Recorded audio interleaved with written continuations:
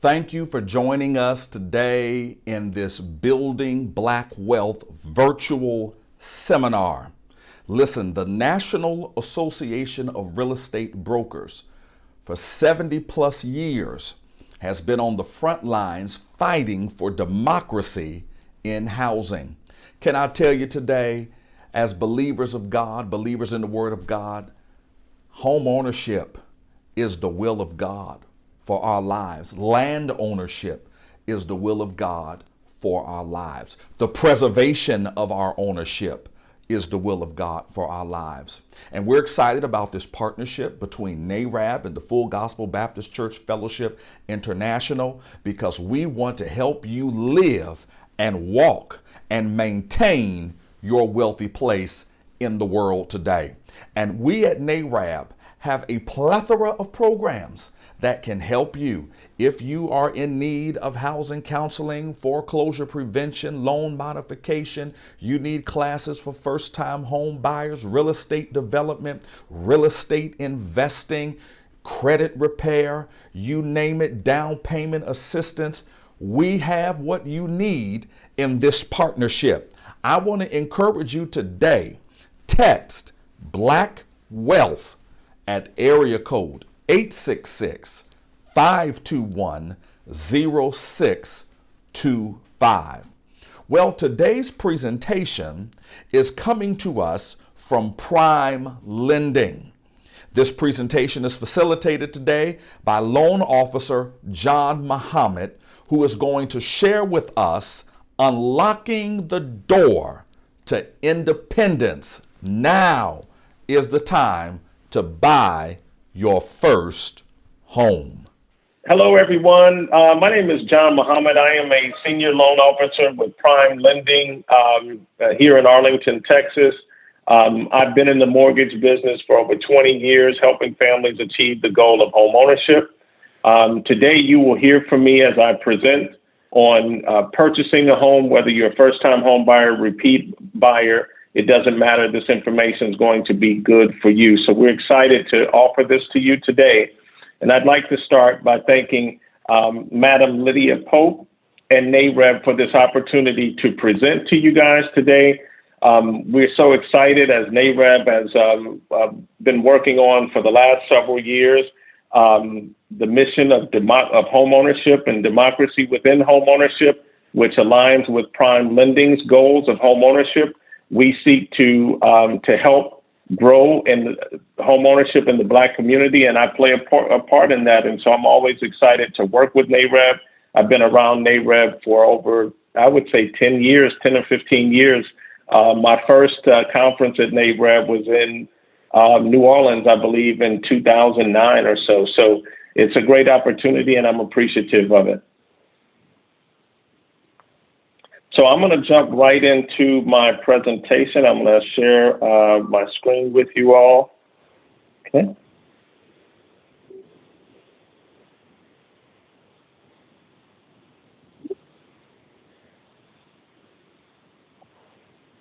Okay, let's see.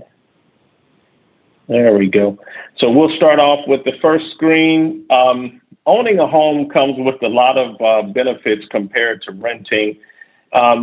Before I started this meeting, I just had a conversation with a home buyer, a potential home buyer who is renting at this time, and she's living in a home that her landlord wants to sell. She's at the end of her lease, and her landlord has given her 60 days to get financing for the home and purchase it from him, or she's going to have to move.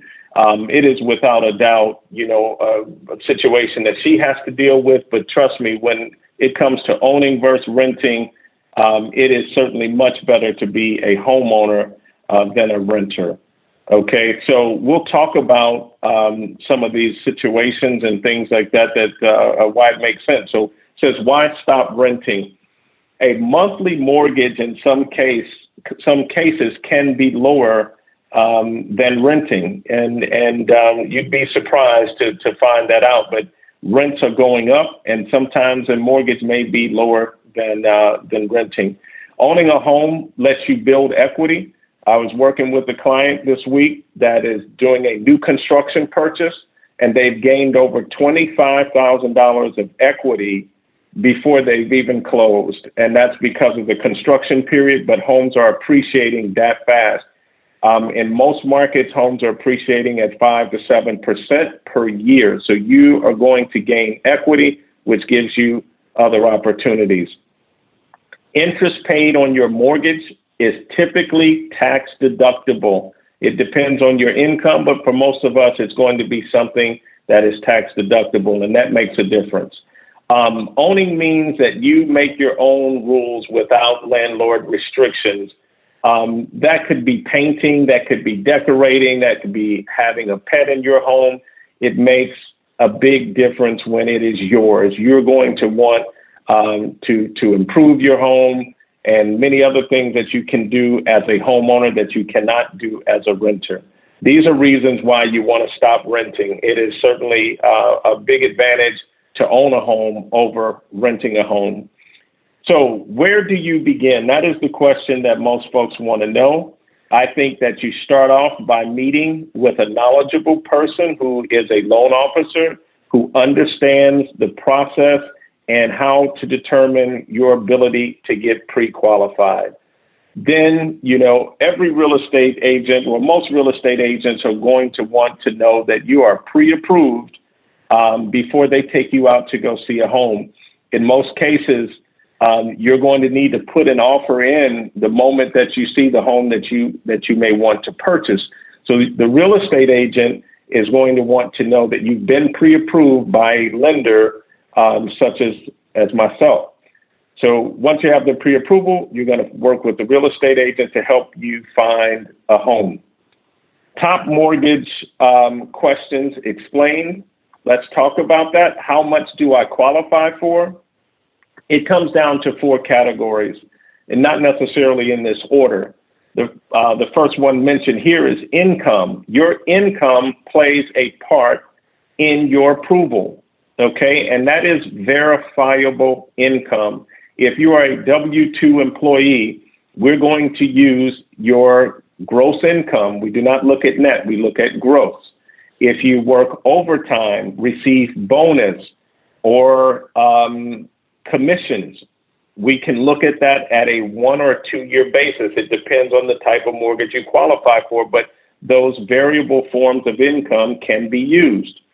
If you are self-employed, it comes down to what you pay taxes on. I say to self-employed folks, as I talk to them, often hear, like, I claimed $80,000 on my tax return on line 1 of their Schedule C.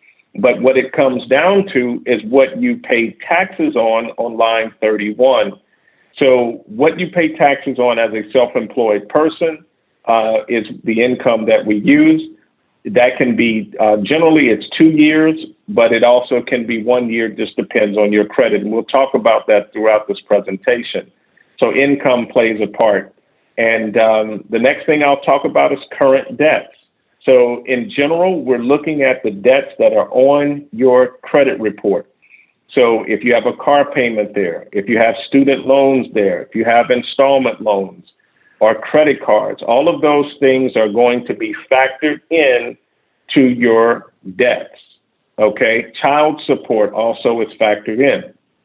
So it's anything that you typically pay on a monthly basis. We're not looking at your utility bills or anything like that. So you can feel comforted by that. But we're going to look at your current debts.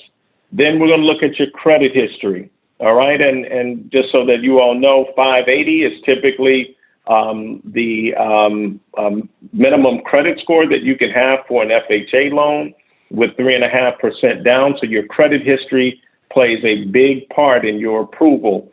So credit history is going to be things such as your score. It's going to be, how you paid your bills. Do you have collections? Do you have charge-offs? All of those things play in your credit history. And the last thing that I will mention here is cash available. No matter if you use a home buyer assistance program or not, you're always going to need some money. There's earnest money that has to be put up. There's inspection fee money. There's appraisal money. So there's always going to be something that you have to put up in order to purchase. So be aware of that, and we go through those details with you. Next slide is, we hear this often, right? Do I need 20% to put down? And the answer to that question is no, absolutely not. You do not need 20% to put down. There are programs offered throughout the United States that offer down payment assistance, meaning that if you're buying a home, I'm just going to use easy numbers, $200,000 requires a 3.5% down payment. That 3.5% down payment can come from a third-party nonprofit organization, a state agency, or even a national agency that offers home buyer assistance. This closes the gaps for many folks. What you'll find about these down payment assistance programs is that there are income limitations, there may be purchase price limitations, and there may be credit limitations in terms of debt ratio, but there's certainly assistance out there. It says you may be able to buy a home with little or no money down required. And some of these programs, such as Home Possible or Home Ready, these are programs offered by Fannie Mae and Freddie Mac. They offer 3% down on a conventional loan, when in most cases, if you're not a first-time home buyer, you have to put down 5%. So there are programs out there that are geared towards first-time home buyers. It's loans that with less than 20% down typically require mortgage insurance, and that is the case.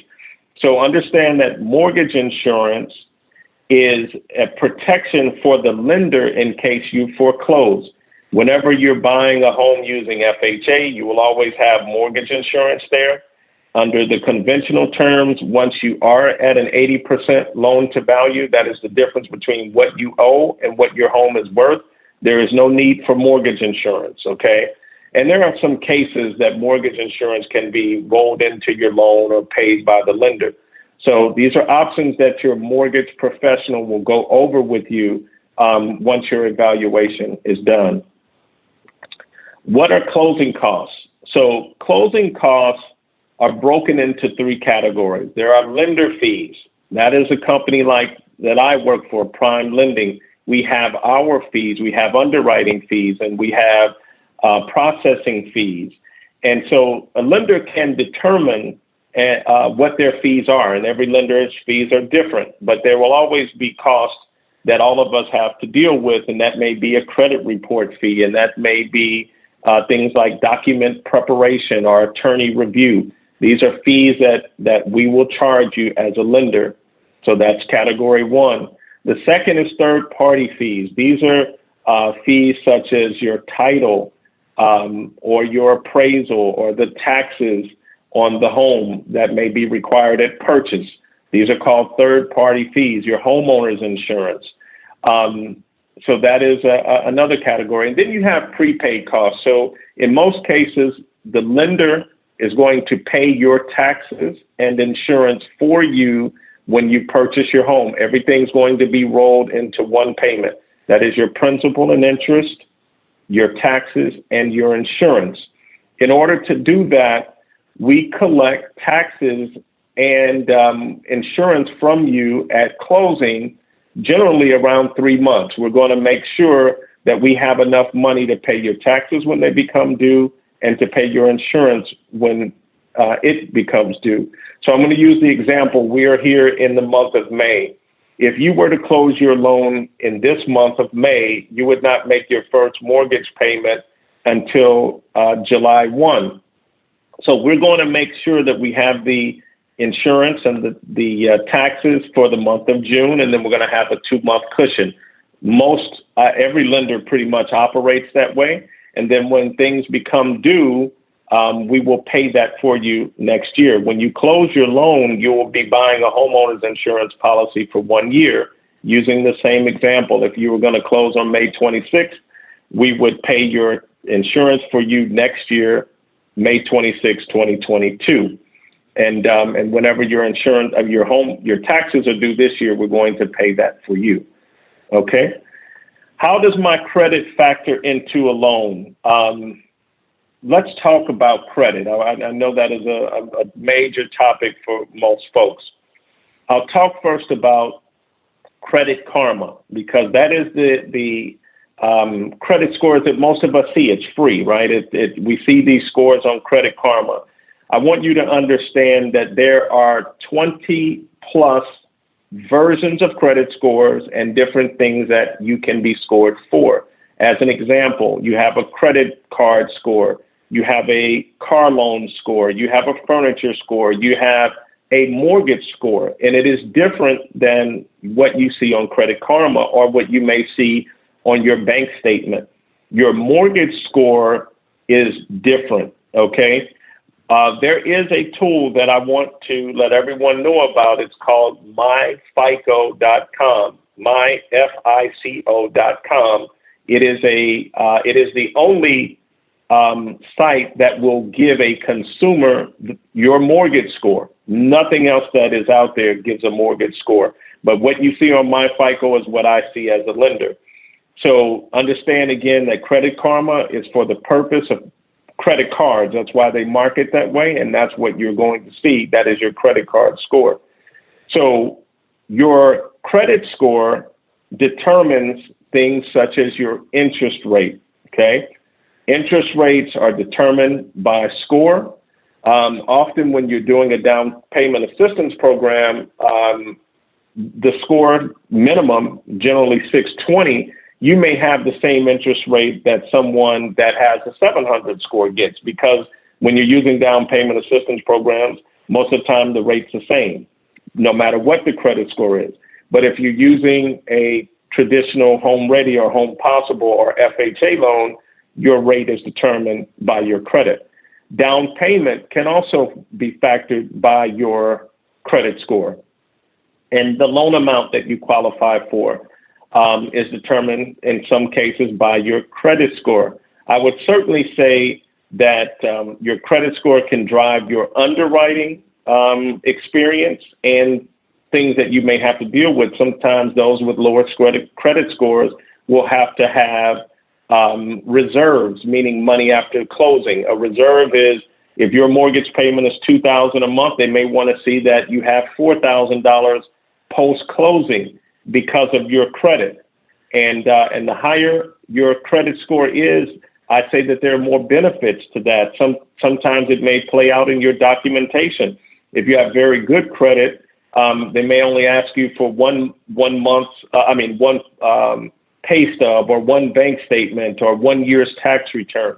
It certainly can play out well for you and also open the doors of a conventional loan.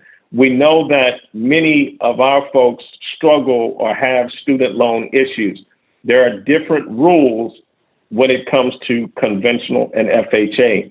Conventional mortgages will accept an IBR, an income-based repayment plan, whereas FHA is a 1% balance, no matter if your loans are in forbearance, forgiveness, or deferment. Doesn't matter with FHA. Their rule is 1% unless you're in a fully amortized payment. What consists of a mortgage payment? You may have heard me say that acronym, principal, it's an acronym, PITI, principal, interest, taxes, and insurance. That is generally everything that you're going to have to pay, with the exception of a homeowners association fee. That when you purchase a condominium or a co-op is included in the payment, but if it's just a community situation where maybe you're paying $600 a year or whatever that number is, you will pay that outside of your monthly payment. But otherwise, everything else, principal, interest, taxes, and insurance, are all included in your payment.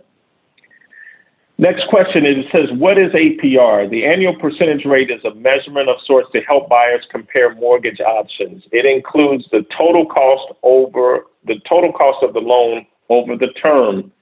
So to sort of break this down, when we use credit cards or we get a credit card, we typically speak of it in APR. But with mortgages, you never pay APR, you pay your fixed rate. And most of the time, lenders are doing a 30-year fixed mortgage. We're just not doing adjustable rate mortgages right now. It doesn't make sense rates are better using a 30-year fix. But what an APR does is it allows you to compare lender to lender.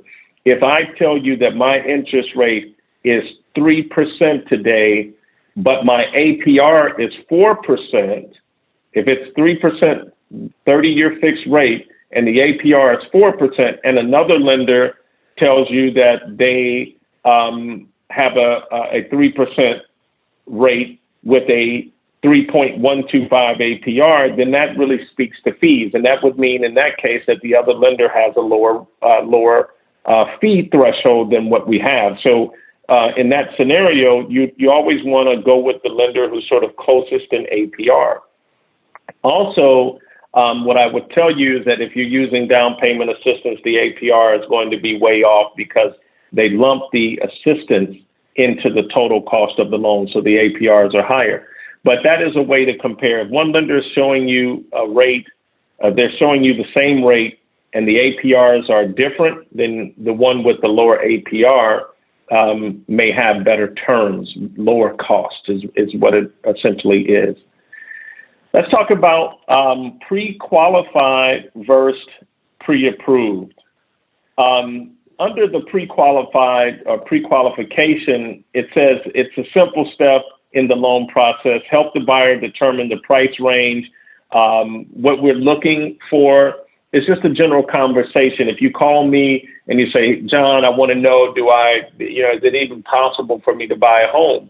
That would sort of fall in the pre-qualified category, because I'm going to ask you questions such as, how much money do you earn per year? What are your debts? Do you have a car payment? Do you have student loans? And you're giving me all of that information. And I would say, well, what is your credit score?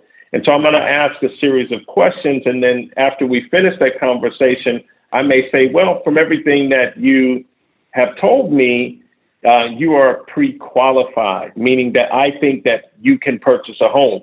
Okay. But it's not an actual application with submitted documentation. So the next category says pre-approved. So pre-approved is an in-depth review of your situation. We have pulled your credit. We have verified your income. We have verified your assets. We have verified employment. It's a total review of everything that you stated to me in our pre-qualified conversation. And so after I get all of that information, my job as a loan officer is to evaluate it, enter the information into the system, and run an automated underwriting decision. And if I get that underwriting decision, then it tells me that you're basically pre-approved. There is a value in that, because we give you a letter that says we've reviewed all of these things, and it certainly makes the listing agent feel more comfortable that you're truly qualified to purchase a home. And then you can also be pre-underwritten, which is a totally different step that some lenders are doing. I do it here at Prime Lending. I take all of the information that I gather from you and send it in to an underwriter so that you may be able to show the seller further that you are fully qualified, with the exception of a appraisal. So those are the different types of qualifications. You always want to be at minimum pre-approved. Your home loan options. Let's talk about that. We talked about conventional a little earlier, but under conventional financing, you're able to finance up to $510,000. Okay, or actually it's higher now, that just recently changed. But understand that conventional loans are going to be for people who have generally good credit. Okay, especially if you're putting down the minimum of 3%. You have to have pretty good credit. If you're putting down 20%, conventional loans start at 620. It may work. It's certainly possible. But under conventional, if you're a first-time home buyer, they have a 3% program. You're able to get down payment gifted, right, from a friend or a family member. A close friend can gift you, or a family member certainly can gift you money to purchase a home. Conventional loans in this market right now are favored over other types of loans. So certainly if you qualify for a conventional, you may want to go that route. FHA. Okay, FHA loan, Federal Housing Administration. 66% of America is on an FHA loan. And the reason that is because FHA generally has lower credit criteria and a higher debt threshold than conventional. So under FHA, whether you're a first-time home buyer or a repeat buyer, you can utilize FHA with 3.5% down. Okay, 3.5% down is the minimum. One of the really neat things about FHA that I think is that if you decided to buy a multifamily home, such as a 2, 3, or 4 unit home, and you are going to live in one of those units and become a landlord to those who rent the other ones, you can actually do that through FHA with 3.5% down, which is really, really, neat to me. But that is some of the options. Again, depending on your credit, the interest rates, if you have a lower credit score, the FHA rates are going to be better than conventional rates. And so those are some of the advantages of FHA. If you're a veteran, you have an option that none of us, no one else has, and that is the ability to do a loan through the Office of Veteran Affairs called a VA loan. Doesn't require a down payment at all. There is no maximum loan amount. And there may be other things. If you're 100% disabled, you don't pay real estate taxes in most states. And so that becomes an advantage to you because it changes your purchasing power. And so certainly if you are a veteran who was honorably discharged and you qualify for a VA loan, that is the route that you want to go. And something that comes up often as I'm talking to potential buyers is whether or not they can utilize the benefit of, say, a parent or an ex-spouse or something like that. And generally that answer is no, right? This benefit is for the veteran and the veteran's spouse that they are currently married to. Or if your spouse died in a service-related injury, you're able to use the VA loan. I actually have a client now whose husband died in Vietnam, and she's able to utilize his VA benefit. So there are certain stipulations that you can possibly use a VA loan. Jumbo loans, these are for loans that are going to be outside of the traditional conventional loans. If you're buying a home that's say above 550 or $1 million homes, you would want to use a jumbo loan, is what that's called. I won't go into too much detail there. There may be times that you find a home that you want to purchase that needs renovation. There are renovation loans out there. You may be able to purchase a home. Let's just say that home is $250,000, but it needs $100,000 of work. If that home will, at the end of the renovation, appraise at, say, $350,000 or higher, you can take advantage of a renovation loan, still put down the minimum down payment under FHA, which is 3.5%. That's called an FHA 203K loan. You can do that. Conventional has their home style loan or different types of loans that you can use for renovation. So there are ways that you can purchase a home and make immediate improvements. Some require a contractor, others may not. It just depends on how much you need for your reconstruction. Now, let's talk about your path to home ownership. It is always to start the mortgage application. You want to do that. You want to get pre-qualified with a lender, and you want to know, it's my belief, you want to work with lenders who understand your situation. Some are better at things than others. Some lenders are experts at FHA lending. Some may be experts at jumbo lending, but you have to work with a lender who fits what you're looking for and fits your objective, So as an example, you don't want to work with if you need down payment assistance, you don't want to go to a lender that doesn't know the programs or are certified with those programs. Or, if you need an FHA loan, you want to make sure you're working with someone who understands those programs. Not all lenders offer the same programs or have the same understanding.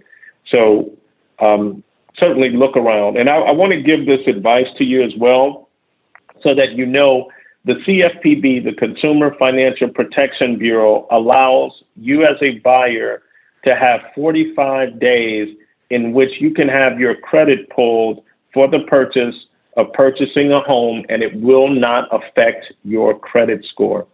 Keep that in mind. You are able to sort of shop around and know that it's not affecting your credit score. It doesn't matter what Credit Karma says, because every time your credit is pulled with Credit Karma, you're going to see the score drop. That doesn't mean that that's what's happening. And certainly from a mortgage perspective, that's not true.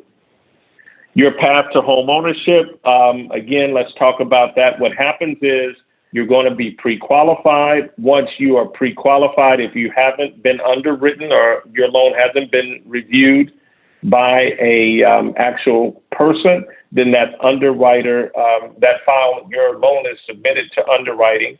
While you're in underwriting, you're going through, or have been submitted to underwriting, you're going through a process of having your home inspected, right? You want to know, when you purchase a home, you need to know the soundness of that property. You need to know if there are any underlying issues that you didn't see as you walk through it. So that is happening. Again, you're going through processing. You're shopping around for homeowners insurance.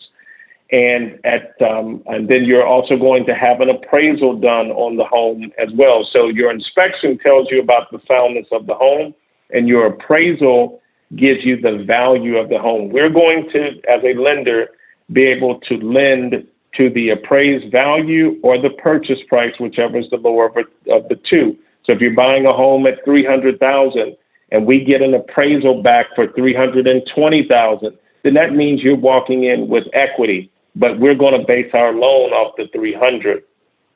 If that home appraised at $290,000, then we're only going to lend to that $290,000. And if you so decide to buy that house, you would bring in the difference between what it appraised for and what you're going to buy it for.